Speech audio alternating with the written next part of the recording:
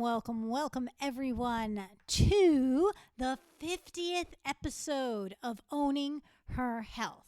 Can you believe it? I can't believe it.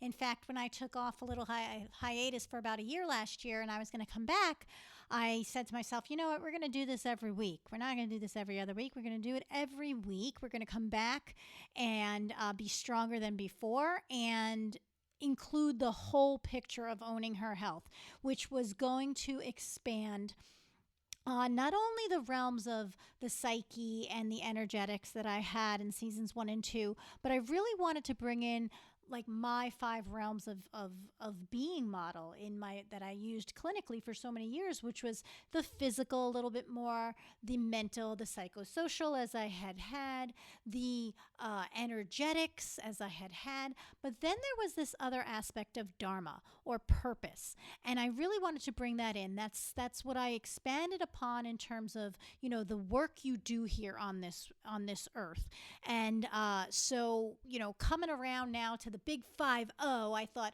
what could I do to really start pushing that other aspect in terms of supporting people? And if you listen to episode 49, I started introducing some of the behaviors and some of the understanding of people, but from the aspect of marketing. And here I have another aspect of marketing, the conversation on sales. And to christen the big 5-0, I have broken the mold and have asked Kevin Kwan. I have had my first conscious male perspective here on the Goddess Chats here for Owning Her Health. And I love it. I love the idea of expanding this. I'm going to ask some of my friends that now there's no barriers. I think, originally with Owning Her Health, what I wanted was really to show that strong feminine. And as we're getting to that alpha female, that evolutionary woman, I think it's really time for us to own our masculinity. I think it's really great for us to now understand that our health is a total picture. Okay, now that we're finally getting to the areas that we've so sorely neglected in terms of our spiritual, our dharmic integrity, our mind, our body, owning it, right? Owning that aspect. But we also have to own, especially if you're in the conversation like I am over in my Mind Body Brand Academy or a Goddess Wisdom Mastermind, of owning your financial health. We have got to admit, ladies, that, money talks in this world. It is not necessarily a place where we really are safe unless we can provide and protect ourselves. Those are the masculine attributes of our archetype, of our totality, of our whole womanness.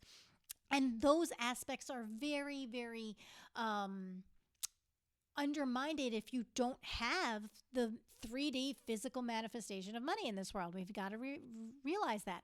And one of the aspects I'm always speaking of with you guys is the idea of having a voice, and money talks. And one of the ways that we, in, let's say, trying to, talk to the masses, get our message out, is in content. And one of the pieces of that content are the words that we're using, just like in any other relationship, just like in any other conversation with anyone. When we want to understand them, know them, like them, trust them, which is what I propose in that curvy hustle conversation, be the most important thing. It's not about selling them anything. It's about them knowing whether or not they want to have a relationship with you.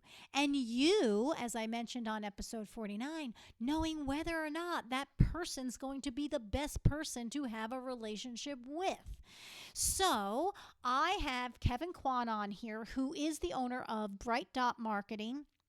And his expertise, I find, in circles that I'm with him, is in crafting that word, that content. He has a Facebook page, Courses That Convert, that's really great, that I definitely push you guys towards finding if you're somebody that needs to really get conversions on the things that you're offering. He privately consults, and we get into all of that. But I just wanted to, start opening up the conversations here on Owning Her Health to the total health. And honestly, financial health is it. I am pushing into that. That's more of our masculine vibe. I want to push into that here in season 3.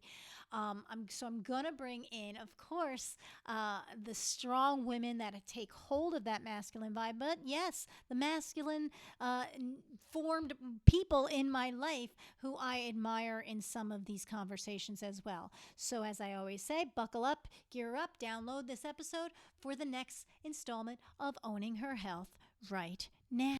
Welcome to this episode of Owning Her Health with your host, Dr. Lisa Holland, PT. Join Lisa as she starts the conversation on what it really takes to become a healthy, wealthy, and whole CEO of your life. Listen in to real talk by real lady leaders in all walks of life as they open up on personal health stories, wealth, career, and feminine abundant living. Learn how to grow by owning your body, expanding your mind, and aligning your soul with the purpose only you can pursue in this world. Happiness begins with owning her health right now. All right, welcome everyone. I am super excited for this episode because this is a milestone. I have a guest on here. He is the first man on our Owning Her Health podcast, which I'm so excited about. His name is Kevin Kwan, and I have found him over social media, which is one of the reasons why you should try to expand your network outside of just your peers of physical therapists or yoga therapists or whatnot, because so much of doing the work of owning your health is owning, where you're spending your time, how much time, and so much is drained on social media, I know. But if you can get across the barrier of just hanging out with your present conversations, you can find little diamonds in the rough like I did with Kevin. So without further ado, Kevin Kwan has a company called Bright Dot Marketing. You can find them at bright.marketing.com, and I'll put all the links, anything that he shares or whatnot, we'll get that over on the show notes page. But I noticed him for why I had him speak in my mastermind, the Mind Body Brand Academy last season, was because he is really good at that work we do with the Curvy Hustle, with the attraction marketing, being the flowers and letting the bees kind of come to us in our conversation and relationship talking. A lot of you that are maybe working with multi-level marketing, or obviously when people are in your yoga classes, and even the clinicians that are getting the idea that whole white coat syndrome of keeping this very, very professional, which means I don't care about you and you don't care about me. It's changing now, and I think Kevin has a really great way of getting the conversation going, especially getting into the mindset and perspective. So I definitely wanted, as I'm growing this podcast to a weekly thing from a bi-weekly, and getting more and more of the bigger conversation of the Curvy Hustle, really how to live this life, whether you are one of the featured goddesses doing the work and flipping your pain, but also all the little bits and pieces. I want to have those conversations. So thank you so much, Kevin, for being here today. Tell us a little bit about what is Bright Dot Marketing exactly to you and your journey here, because I think it's something we can all relate to. Yeah, well, thank you for the introduction, and this is the first time I've ever been a milestone. So I'm super excited just because of that. Sharing milestones then. Great. So what is Bright Dot Marketing to me? So bright dot meaning like shining like a star, and standing out really with your message. And then obviously the marketing was just more for like the SEO kind of stuff. So and in essence I help fitness, health professionals, coaches, and experts refine their message so that they can get attention, move attention, and convert their attention into their programs and courses. Yeah, that's awesome. And that's so that's such the next step is, the Mind Body Brand Academy, we're bringing them sort of from procrastination station off that and getting them to just, be visible and sort of get over that feeling of imposter syndrome and really bring that special something to light. But it's not that, I know a lot of the women that I work with and that follow me on some of my Dr. Lisa stuff, it's not that bright, shiny light when you're talking about bright. It's being able to shine yourself, that personality. That's one of the things that caught me when you were talking, was a really great way. And we're also over in Amy Porterfield's Insiders Club, and you're always offering such great, value, I think, over there. So what got you doing that with your business? Was that just like like, how did you pick that up? Because that's so rare, I think. Not just throwing on your muscle makeover 5-week program, or you're, bombarding people with this like push, push, buy, used car salesman thing. What really kind of got you into the other side of showing a little bit more of that personal brand? Yeah, so I grew a gym from scratch, and that became 2 gyms. And through that, I obviously had to build a some type of plan, and I was there too. Like, I was kind of like the guy that had all the certifications, paid for expensive mentors, probably like another 30,000 after my university days. But nobody came.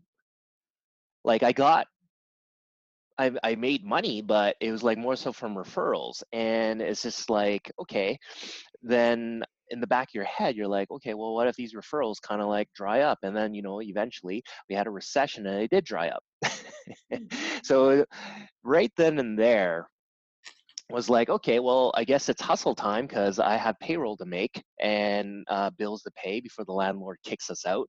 And it was a very large gym at the time, about 5,000 square feet. So I Wow. started getting in more into the online marketing and how to create messages, because we had an email list and we had a Facebook page, but you never knew that. I was just educating on there, and I mean, that worked maybe in 2009, 10, maybe 12, but then it just was crickets after that.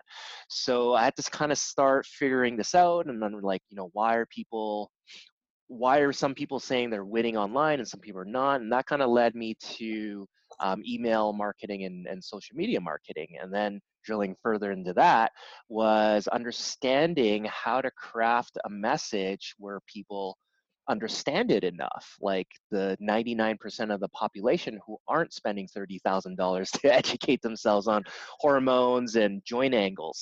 Right. Yeah, so the turning point there was when I created a offline program, and it was pretty pricey. It was like $500 for 6 weeks, and I filled it up with 12 people just running Facebook ads and an email campaign, and that was kind of like the aha moment there. Hmm. Yeah. So I think there's a couple of things in that which kind of get into what we're going to talk about today. The mindset and perspective had to change. And you mentioned something that I deal with a lot with the women's health practitioners that are coming over from like physical therapy or Mhm, occupational therapy, or even, even I see some of the functional medicine health coaches mhm. who are maybe a little bit older and were nurses or things like that. It's getting out of that clinician mindset where it's like educate, educate, educate, educate, educate. And like you said, that's just too old now. You can't really expect just bombarding people with data points because there's so much data out there. I mean, is that Yeah, part of that?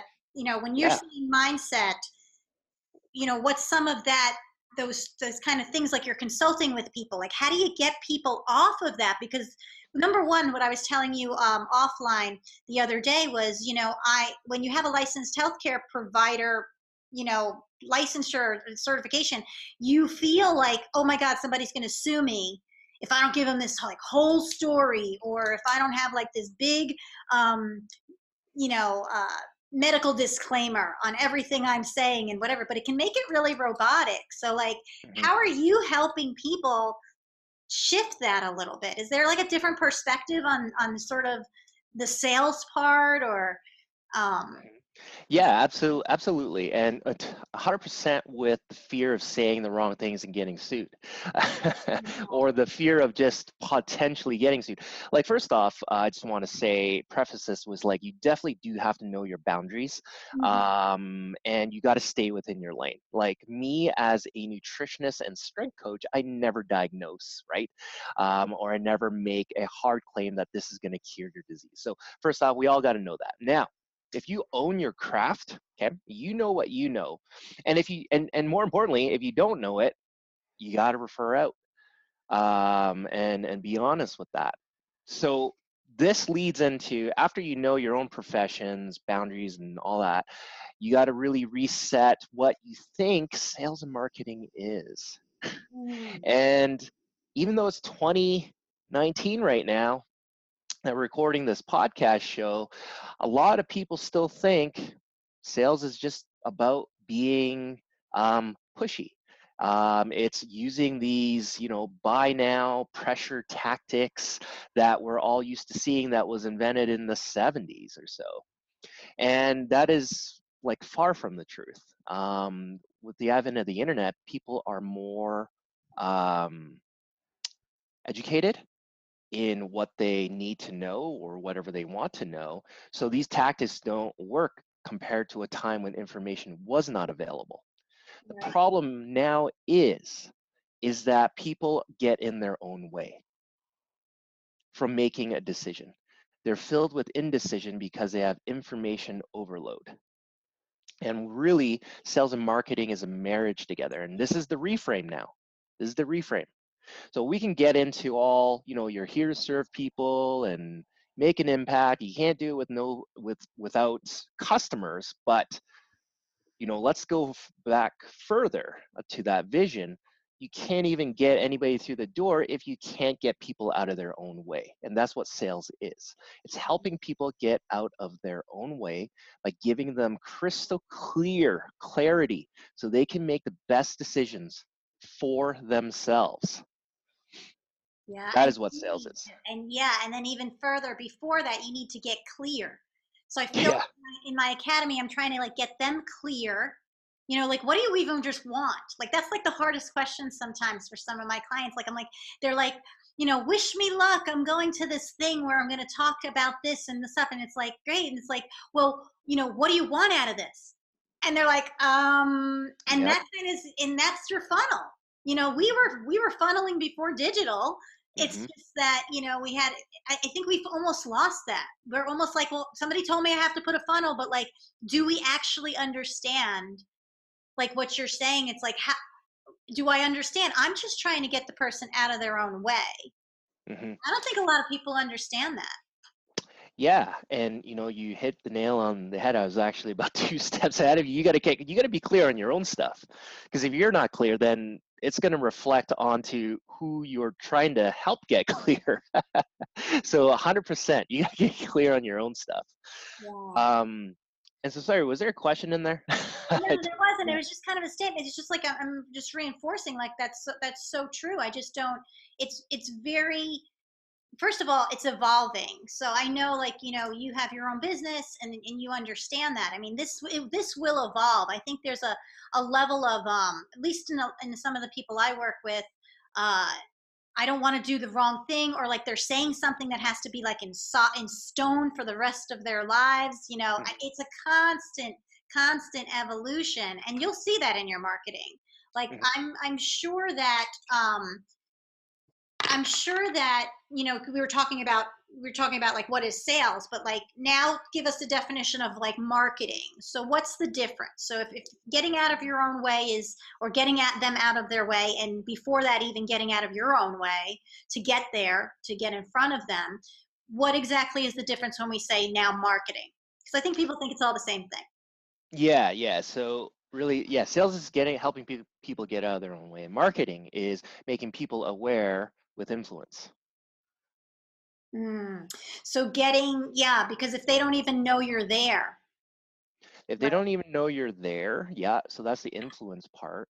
And then also just the awareness levels of making them aware of the problems, of the different solutions that could be out there, and why your solution can help them through different marketing messages. So, if I can elaborate, a marketing is really, seeding awareness with your influence. And I just want to definitely get this kind of out of the way, because I have worked with a lot of health professionals and they think influence is manipulative. And some of my friends, when I tell them what I do, is like, oh, so you manipulate people. I'm like, no, that is like totally terrible way to look at it. And that's a perspective that we reflect out there if we think about that. So influence is not bad, it's not evil or manipulative. Like, I mean, take a look at our own lives. Try, okay, just try getting your kids to do something without influence, getting them to eat their vegetables, getting them to go to college without your influence. Or what about a patient, right? I see this a lot because I was in the strength and conditioning world where I sent them to physio or chiros that specialize in certain things. Try getting them to do post-treatment rehab exercises on their own without influence, Mm, okay? great Or point. going, and then your life, right? What if you have a movie or a vacation spot you want to go to that you're discussing with your spouse? Try to talk them into it without influence. So Yeah. influence isn't bad. It's just that we've been unfortunately exposed to a lot of bad marketing, and that has put a bad taste in everybody's mouth. Yeah, that's a really good point, Kevin. And as you're saying that, I'm actually thinking this is probably like a big problem just in healthcare anyway, because I don't know how it is in Canada where you are. I mean, Yeah, in America, or definitely, I would say there's so many people who have wonderful techniques and everything, and then they get really frustrated because the people don't have good compliance. They might not even show. So I actually think when you're saying that, some of these people have to really realize, like, we've been so conditioned that while you're doing all of these things, you might be making them feel better, but you're not having influence over them, or else they would complete the program.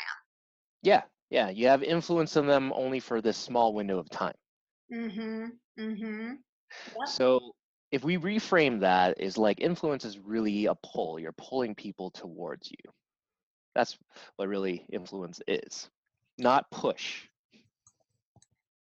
Yeah, that sounds so much better. I know that's definitely because we're always talking like taking those tangents, taking the curve. It's not doing the work. It's a different force. It's a different flow. So Yeah, it's an idea of just sort of like, I love that. I love, again, going back to sort of like copywriting, or just holding conversation. That's very much an innate trait that a lot of people, like, just tell, some people I think are thinking of that sort of like straightforward sales, or like in your face, like, look, this is what I got. Do you want this or not? And, hmm I can tell you from the brand of Physio, the answer is absolutely not. You torture people, you know? yeah, Like, they don't have a really good you know brand from the profession. So yeah. so what are some of the ways, what are some of the things, like, if I'm calling you, I'm working with you, what are some of the things you might get me thinking out of the box on?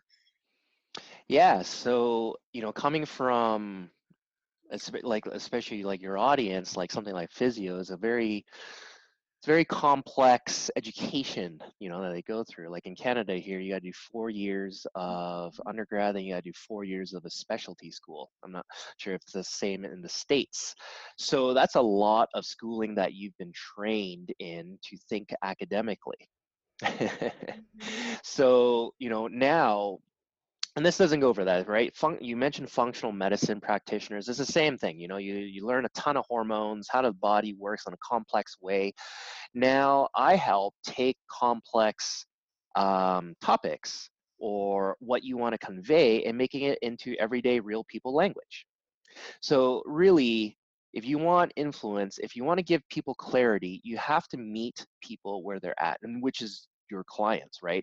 So, they don't really care about supraspinatus and infraspinatus on your shoulder and how it connects together. They just have a shoulder that hurts and they want to be able to lift their arm over their head, right? So you have to meet them where they're at with their language.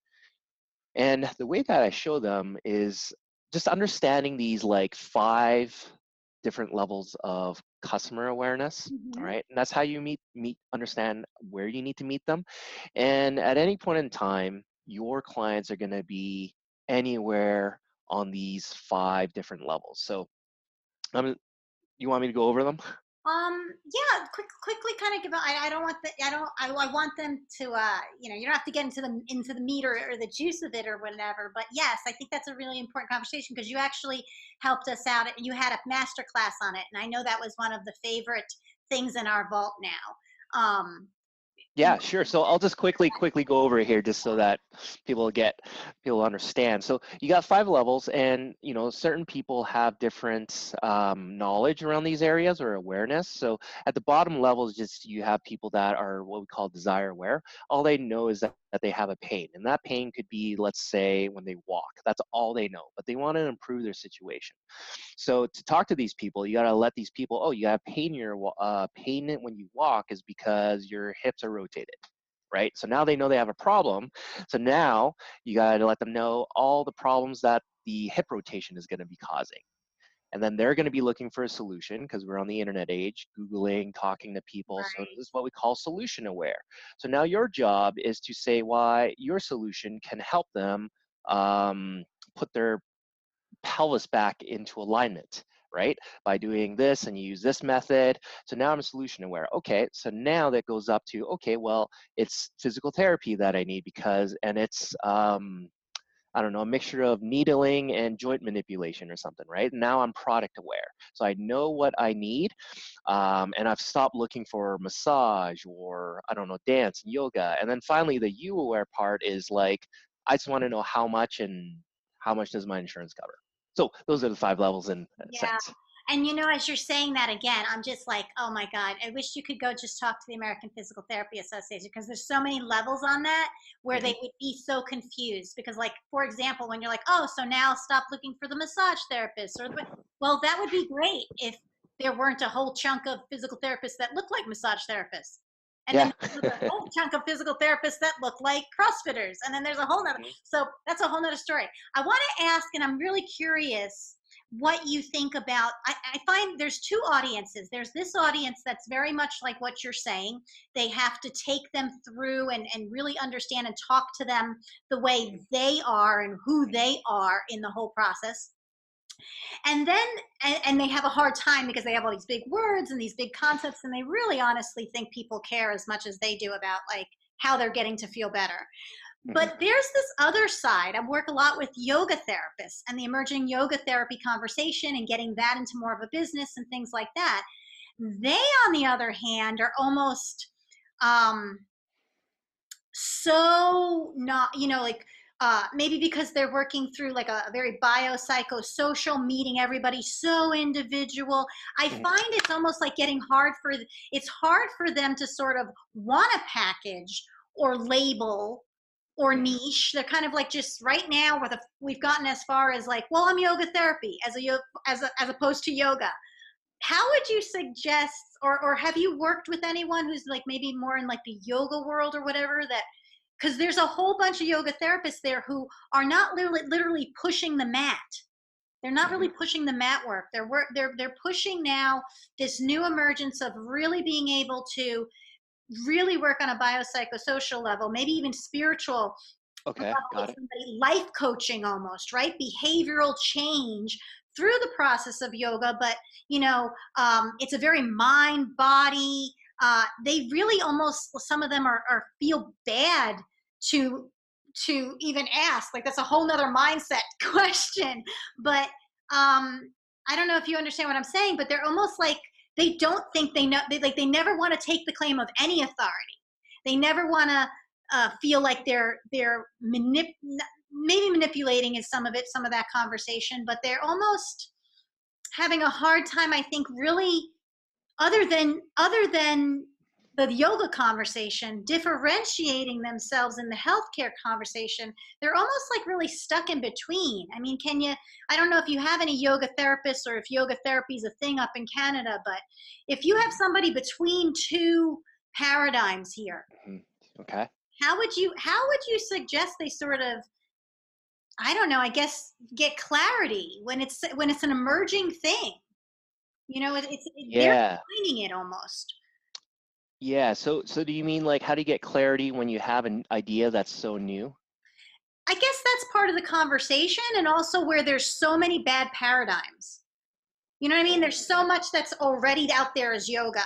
And then there's Oh, okay, so much yeah. that's already out there as maybe physio or psychology or something. And then you've got this person who's trying to really birth a brand new industry. I mean, it's Yeah. good, but it's also bad because, do you use the word yoga? Do you even talk in the, it's something I think a little different in trying to It is. make your thing. That is definitely challenging when you have a new idea. And when you say yoga therapy, I'm actually thinking about my buddies because I used to work with a few chiropractors, and chiropractors have gotten a bad rap because you even ask anybody now, they think when you say chiropractor, they just think spinal manipulation, Right. and that's it.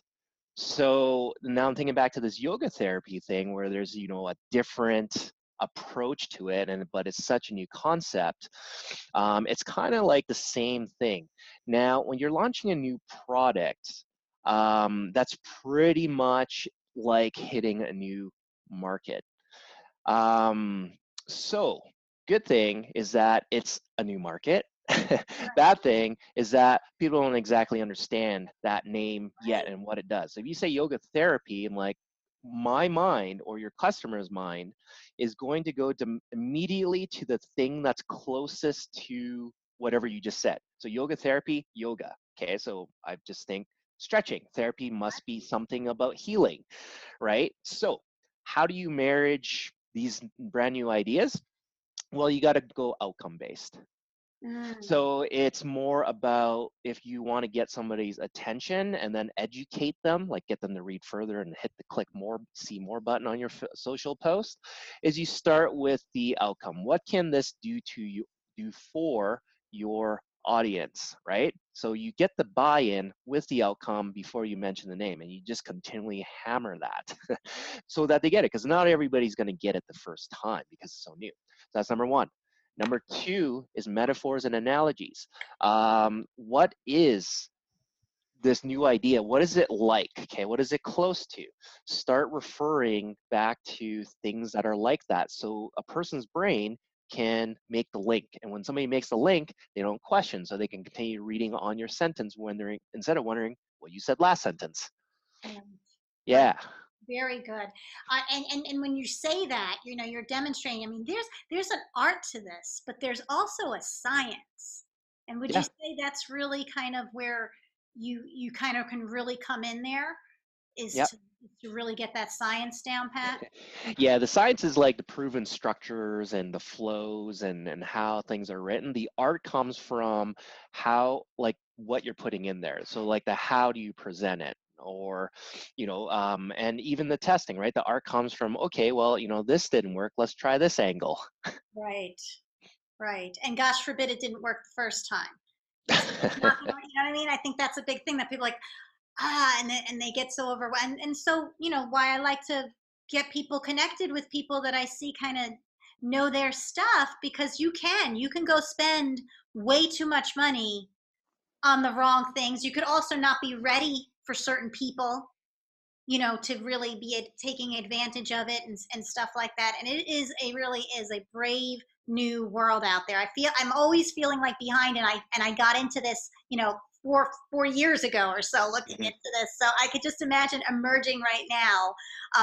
So I'm glad I was able to connect them with you. So what do you have out there? If I'm listening to this right now and I'm like, all right, this guy Kevin seems to know what he's talking about. I mentioned your website. I can get them there. I know you have a course or you're doing some beta work and you have a Facebook page. How can people best connect with you?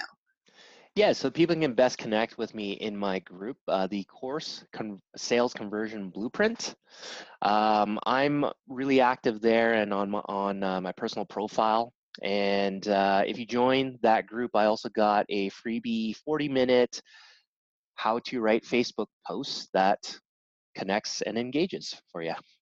Yeah, and that's so important. And I'll tell everybody, he gives such great tips, and I'm really enjoying being part of that group, and just seeing him sort of grow his stuff and apply his stuff, and obviously be feeling confident. That's another thing I try, feeling confident to share with peers, going over, Amy Porterfield's a big deal in list building. She's like Mm-hmm. the one. And feeling like you can be in her group and exchange, because I think that's some of it. We've got to kind of get off of that. I don't know. The only way you know is you have to do. Yep, absolutely. Right. All right, Kevin, any last little tidbits that you can bless us with here in terms of, like, let me ask you this, if there was one thing that you could have told yourself, let's say 5 years ago, to that kid that was getting into some of this or whatnot with what you're doing, what do you think the man with wisdom today would do 5 years ago? Oh, I would 100% say take action and fix it later. You can always adjust, but you don't know what to adjust if you don't take action. Yeah, I give a little webinar thing, the ABCs of, like, making your message move. And one of the first things is, like, adaptability. And that's one of the advantages of solopreneurship, right? Like, pivoting on a dime and it not affecting 56 people, as you're doing that. So let's take it the other way, because I always ask the guests on my show, kind of going through the spectrum of their wisdom as their youth and as their beingness now, and sort of their wise person in the future. If you could transport, let's say, 10 years down the road, Kevin, knowing what you were, going towards and sort of seeing in your business or whatnot, what would you hope you were able to tell this you right now from that guy's wisdom? That's a good question, hey? Brain ticklers. So the first thing that comes to my mind, without giving it another hours of deep thought, is that find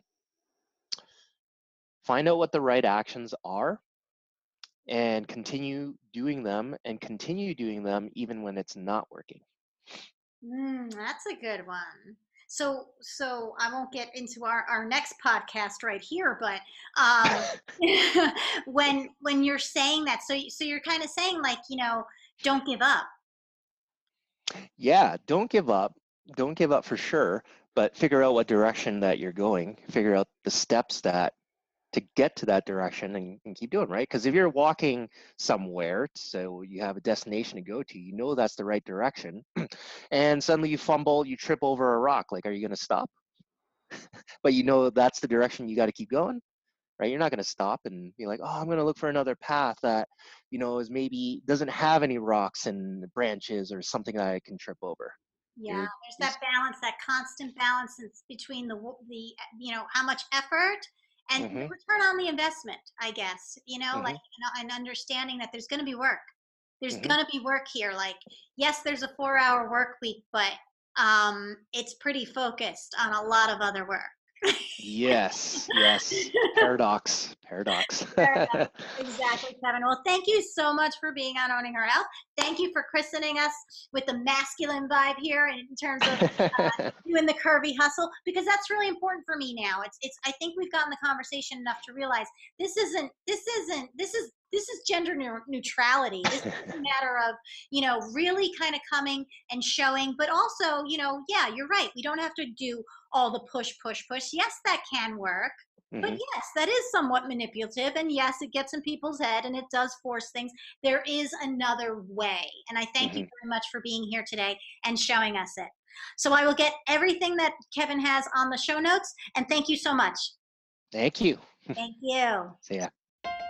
Thank you for listening into this episode of Owning Her Health with Dr. Lisa Holland, PT. To learn more about her personal and professional development service, visit her online at drlisahollandpt.com.